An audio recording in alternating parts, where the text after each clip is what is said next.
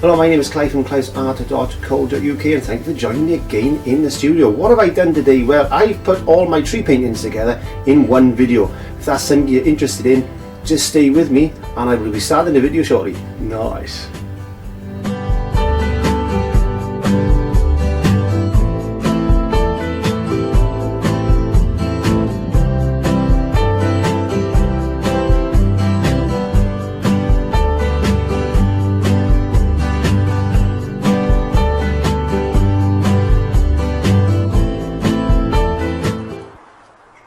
As I've explained, you can paint on many different surfaces, and in this particular instance I'm painting on a canvas panel, and not exactly painting at the moment, but what I'm going to be doing is sketching an outline of a tree.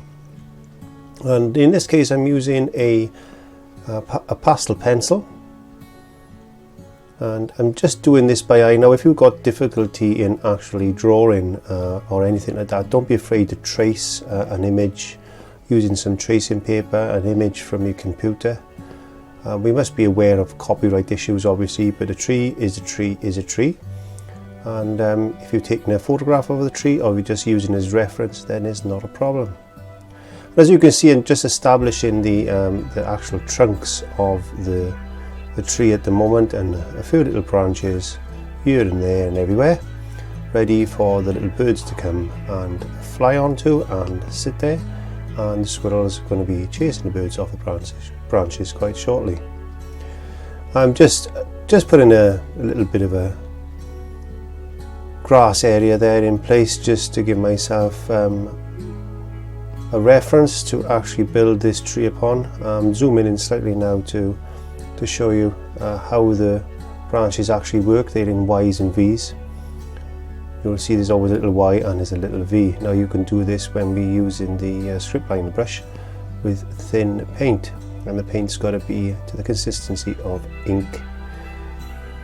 Okay, so continuing to actually put the branches in place now, and as I said, these are just rough outlines. You can put as many or as few as you want to. Looking at the canopy is built up in circular sections. Now, the reason I do this is because you can get the shape of the tree a lot easier. And think of a tree as a group of bushes. That's the easiest way I can explain how to actually put a canopy on a tree. You can do it this way, but there are other ways you can do it, but personally I like to use a circular method. You don't have to do this. When you get a little bit more experienced, then obviously you can do this just from your mind, but in the early stages, as a beginner, you need to put some sort of a reference down in place.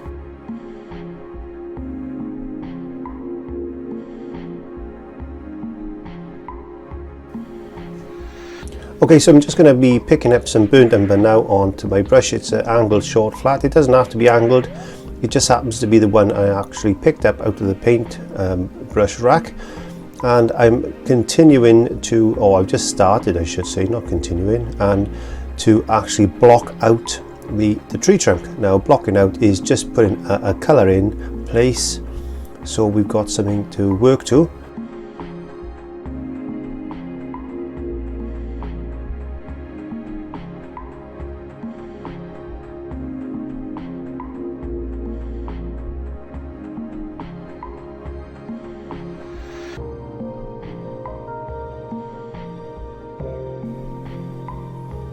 Just speeding the process up a bit now, and just to save some video time. And you notice I'm not doing all the branches, I'm just doing the main branches in place, because the canopy is going to be hiding a lot of this anyway, so we don't want to spend too much time actually on the branches themselves. We can put some details in at a later stage. So going into my mixing stick now. That's just a piece of masonite or plywood that I've put together, and I've mixed cadmium yellow medium with Mars black to make a green, because there's blue in Mars black. And I've selected quite a dark tone, and this is going to be my block out tone. Again, I'm going to block out the canopy, and I'm using a round bristle brush in this particular instance, and I'm just putting in the darks. And as you see, as I'm actually following the circles that I put in place there. And as you become more experienced, you won't have to put these circles in place, of course. But as a beginner, I think it's easier if you've got some sort of a guide to follow. But it's worth bearing in mind if you do actually draw onto a canvas or any surface really, that you need to use a very light stroke. You don't want it to come through the painting unless you know you're going to actually be painting over it. And in this particular instance, I haven't painted any background or colour or on the base. I wanted to leave the actual canvas board white to show you the change of tones and values actually on the canopy that I'm going to be placing on in a minute. But I'm continuing to build up the dark. As you can see, it's already started to develop that tree look. Now you can see that I've left parts of those trunks showing through, as you would see on any normal tree really. If you look at a tree, you need to study the trees, study anything you're actually painting. Now I've added a little bit more yellow to that mix and I've brightened it up a bit, and this is the first highlight. So it's a lighter colour again. It's another value of green, but I'm not going to go all over the dark that I put in place. I want to try and save some of that. But as you can see, I'm just establishing some of the first highlight. Now you need to think exactly where the light is going to come from. Don't worry too much about it per se, but if your light source is coming from the right to the left, obviously it's going to be lighter onto the right hand side of the tree and darker to the left, and you need to keep some of those shadow colours in place. Don't kill everything, and be very, very light stipple effect over those trees, over the tree I should say. The effect you're trying to get is a very light, soft stipple effect off the brush. So don't press too hard, just a very light pressure is involved. And I've lightened the value again, so I've added a little bit more cadmium yellow medium to the mix, and as you can see, I've increased the brightness of that green. And my light source is coming from the right on this particular painting, so I'm highlighting. This is the second highlight, so I'm doing exactly the same thing again. I've got a smaller brush now because I wanted a little bit more detail. And again, this is just a short flat that I've distressed. And I mean by distressing, I mean I've actually pushed it against the canvas or pushed it against my mixing table, and I've splayed the edges. So when you're doing trees, I suggest you keep some brushes specifically for this effect. And again, it's a very light stippling effect. So just being mindful exactly where you think the light is going to fall, and just put those highlights in place. Try not to destroy the first block out, and try not to destroy the first highlights. So we need a mixture of all these different values onto the canopy of the tree.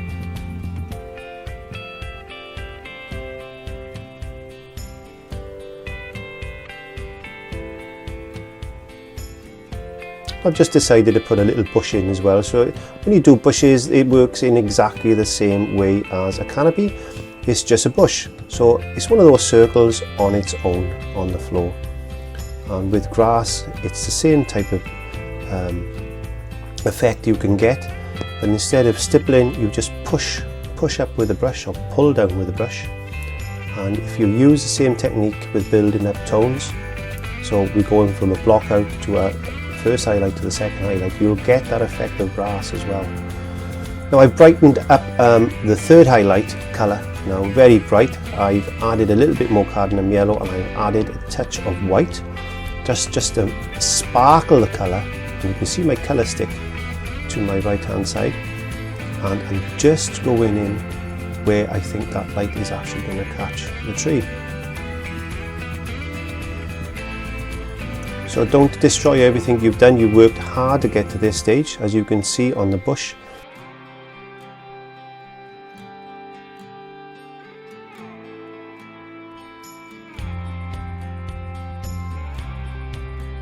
I'm just adding those bright highlights here and there, and I'm not overdoing it at all. Now there's some light going to be coming through the gaps of the trees, so bear that in mind as well.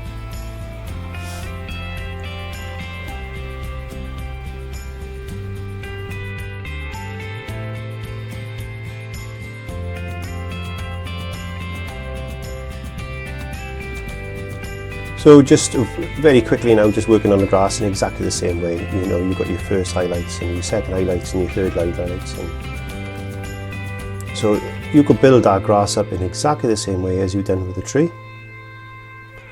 So I'm just giving myself a little bit of colour to go to there. So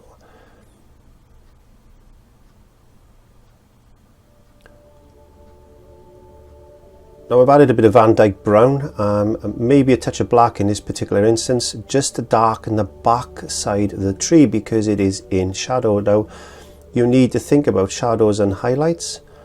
There are other YouTube videos on YouTube that I produced to cover this subject, but I mean, as in this particular instance, we're looking at the tree, and if the light source is coming from the right hand side, then obviously the back of the tree, which is the left hand side, is going to be in shadow. So nice light strokes up and down, trying to get a bit of an effect going there with some bark obviously, and there's a branch, as you can see, is broken off. So this tree's had quite a hard life. Some children have come along and started swinging on it in the spring, and looks as if it's snapped off. So the back side of the branch again is a little bit more in shadow, and the actual branches going through the tree as well are going to be dark because they're covered by the canopy, and obvious that there's going to be shadows in place there. So I'm picking up a script liner brush, which is a very thin brush. I mixed a little bit of water with the burnt umber, and I've made a very inky type of mix, and I brought the point of the brush to a sharp point by spinning it onto the palette.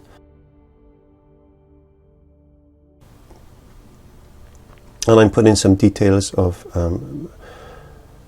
branches on, the very thin ones, and I'm also pulling it down some lines onto the trunk just to give it a little bit of detail.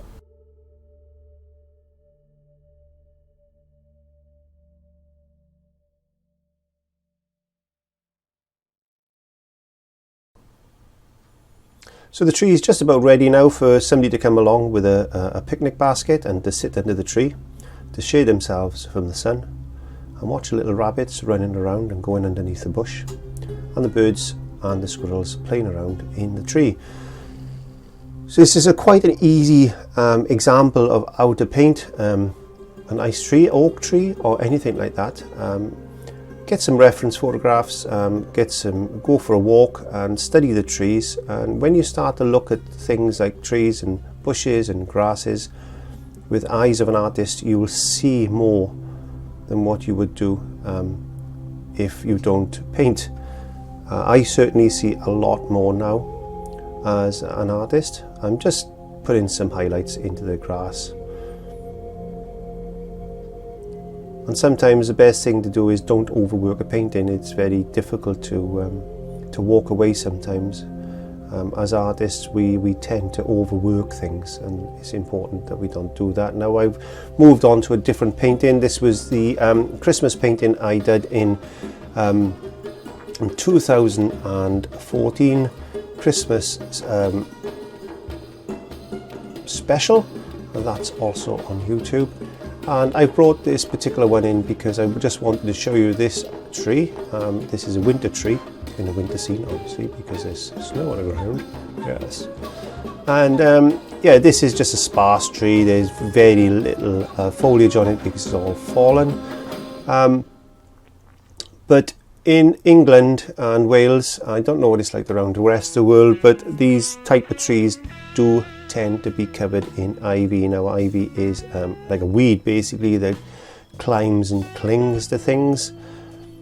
So in this instance I think I'm going to be putting some ivy onto the tree as well, in a very similar way to the last painting we just did. I just showed you there how I pull the script liner to a point, and you can see that I'm dragging these lines onto the canvas. Now this does take a little bit of practice. It's not as easy as it looks, so I suggest you practice this before you actually commit yourself to the painting.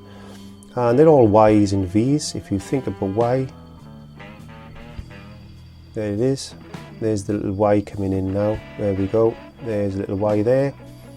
And there's a little V, and there's another little Y, another little V, etc, etc. So again, branches don't always grow up. They grow to the side, they can snap off, they can fall down, and observation is a major thing. As you can see in the background of this particular painting, if you watch the series, you'll see me actually putting those trees in place there, and they're nothing more than just stippling different colours into the background, like I did with the canopy on the first tree, and then just pull in a couple of little lines here and there and here, just to show that there's some sort of representation of trunks going on and branches. But I do invite you to actually go along and look at the Christmas scene, and you'll get to know how to paint a building, how to do the snow, and how to do the trees in more detail.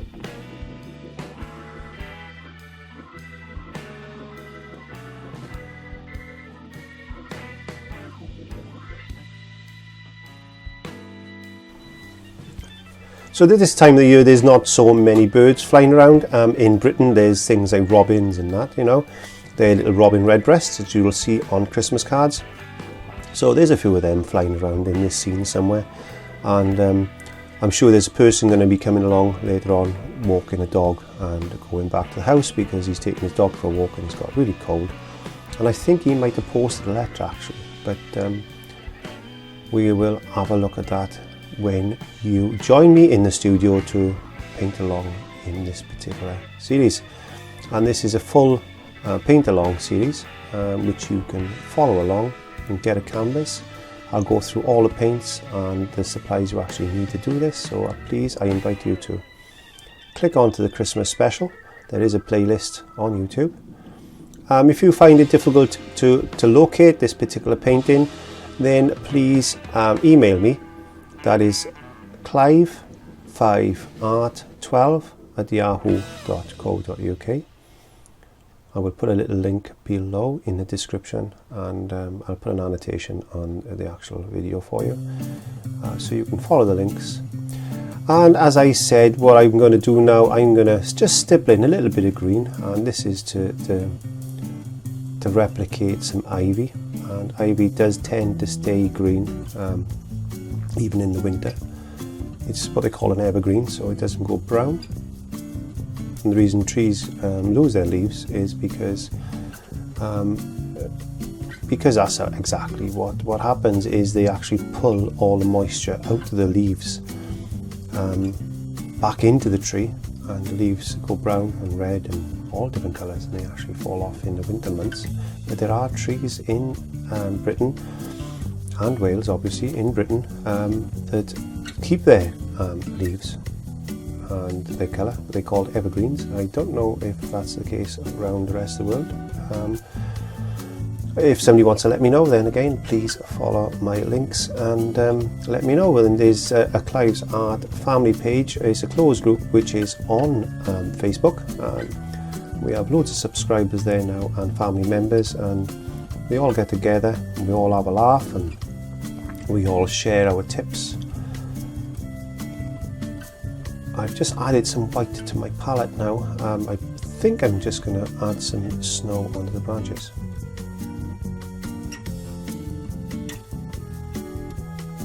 Picking up a small detail brush and just laying in some snow.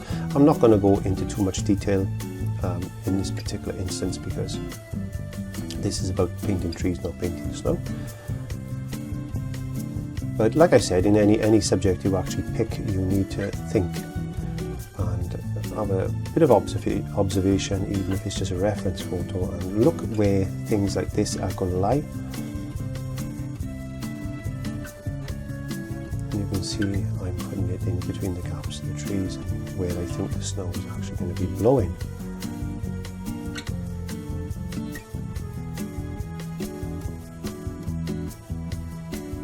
And I do apologise at this particular moment in time for my musical choice that is following me along with these paintings. I am actually limited to YouTube music, and there is nothing wrong with the YouTube music. Maybe it's my just selection of the music, but it's all royalty free, and it's the only music really that I can put onto these videos that I'm not going to get shot down at, because it's actually covered by YouTube. We've got to be careful with copyright and royalties and all that type of thing, even when we are painting, because we can't just copy somebody's painting, and we can't just copy or use somebody's photograph. It is important that we actually seek permission for that, and if we do get permission, then we should always use and always thank that particular person for allowing us to use their artwork or reference material. I'm just picking up a little bit of snow here now onto my little mini bristle brush. As you can see, the end of that one is actually chamfered, is against my hand. I've cut it to an angle, and I use that to actually scrape out some lines sometimes if I'm putting in some tree trunks, etc. And this is quite an old bristle brush. It's been with me for a number of years now, and if you'd looked at it on my desk, you'd think, and you would clean it up, you'd throw it in a bin. But it's such a wonderful little brush, and it's done a lot of trees and a lot of foliage with me. And as you can see, I've got another brush there now, which is a short flat, and I'm just going to be putting in some snow. I think I'm going to be moving on to another tree shortly. I'd just like to say just very quickly, in this particular instance, snow is not always white, so please bear that in mind.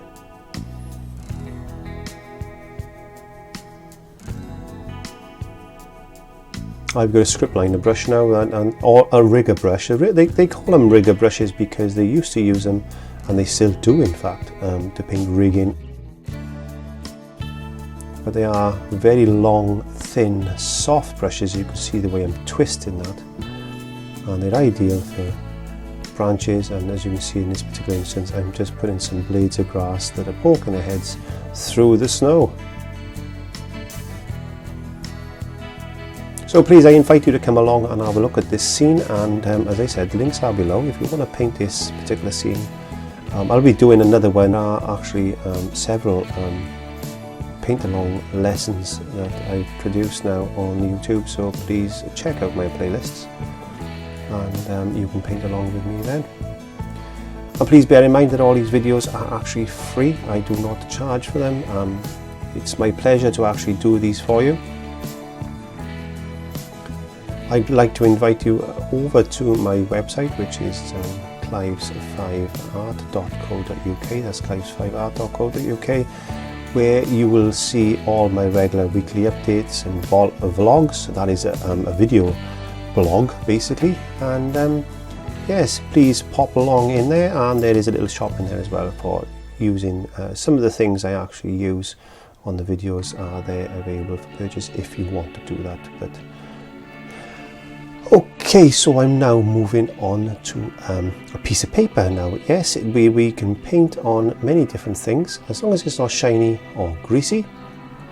And if you're using canvases, yes, I get loads of questions, normally all the same, as far as do I need to gesso a canvas? Yes, it is always important that you gesso, prime I should say, a canvas, even if it's already pre-primed, because you don't know if there's any grease spots, etc. on there.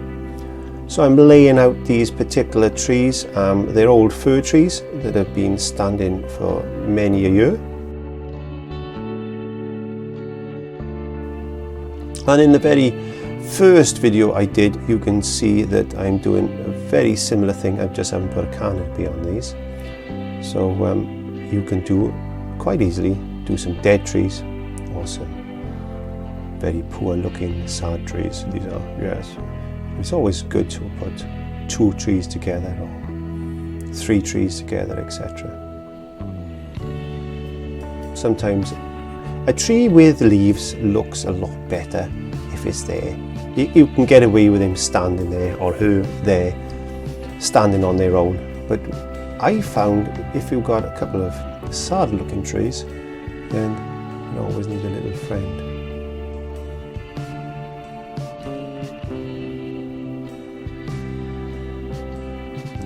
Yes, I think this there was a bit of a storm come around this year and battered these trees to death, and they never really recovered. So and the deers have been coming along rubbing their antlers up against the trunks, and all these little bits and pieces have snapped off. The birds have been flying around. There we are now. So we've blocked in the colour, and what I'm doing now, I've gone into a raw sienna, which is a slightly lighter colour. You can mix a little bit of white with that, that's not a problem. Again, the light source is coming from the right hand side, so the left hand side of the tree is darker, and you just build up detail on the trunks. And again, I'm just going in to build up a bit of snow. As you can see, I'm going to put a very dark colour down first. This is a brown, because I wanted some of the earth to show through. Obviously snow falls on grass and dirt, etc. So if you put that in place first and then you paint snow over it, you get a better representation of the actual colour of snow. Some whites that we put down are opaque and some are more transparent. So like a zinc mixing white is a bit more transparent than a titanium white. So if you want to play around with a couple of different mixes, mix some titanium white with some zinc white, and you'll get some different effects. In this case, I've just used plain titanium white, and I'm just picking up the colour that I've already put down, because this is a little bit wet on wet, and wet on wet means that the colour that I put down is already and still wet, so I'm blending straight into that. Obviously if the brown was dry, it wouldn't blend like this. And I'm just going to play around and just add a couple of different tones. As you can see, I've got a bit of a chamfer going on in the front, and this is how I build up snow. And we're going back then to the Christmas special. I told you there's a person that was going to post a letter. It looks like as if he's come and posted his letter now, and he's walking back to the house with his little dog. And that takes us to the big tree. Yes, this is a nice big tree, and again I'm just pulling in some branches on this one. You can see the way I'm actually using that script liner brush. As I said, it does take practice. It is important. I've said this to my students no end of times, that practice makes perfect. And even now, after 30 plus years of painting, I'm still learning, and I can still make mistakes like you've just seen, but we don't worry about mistakes. As Mr. Bob Ross said, that we only have happy accidents, and he was taught by William Alexander in the wet on wet oil painting technique, as hopefully most of you are familiar with. If not, I suggest you go and check that out, because there's quite a lot of things you can actually learn from that technique. You can do everything with acrylics as you can do with oils and watercolours. It just needs a little bit of practice.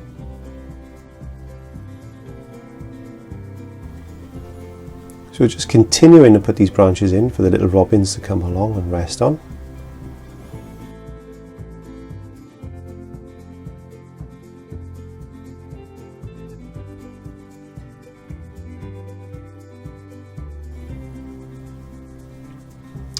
And I built that tree up now, and again, as you can see, I've put in a little bit of detail onto the trunk, a bit lighter on the one side. I'm just going to detail the trunk, get that nice bark effect.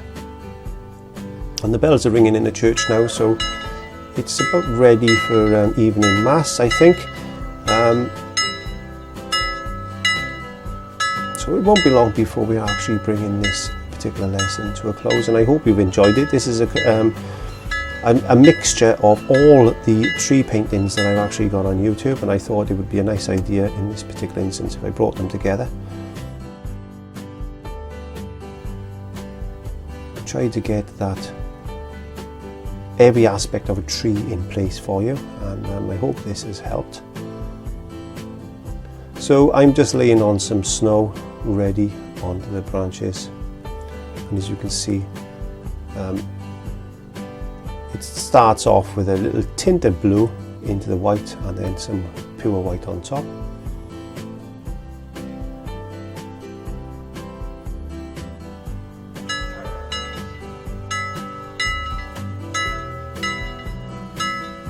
There we go, we put in the actual final highlight of the snow now on top of the branch, and as I said again, please check this particular series out. It is very interesting, especially when we're painting buildings, etc., and distant trees and warmth in the sky. So I can see the doors opened on the house now, and somebody is shouting out to me that the cup of tea is on, so I'm just about ready to go to the house and have my cup of tea. The bells have stopped ringing in the church, so all it remains me to say is thank you very much for watching. I hope you've enjoyed this series, and if you want to see something similar again, please let me know.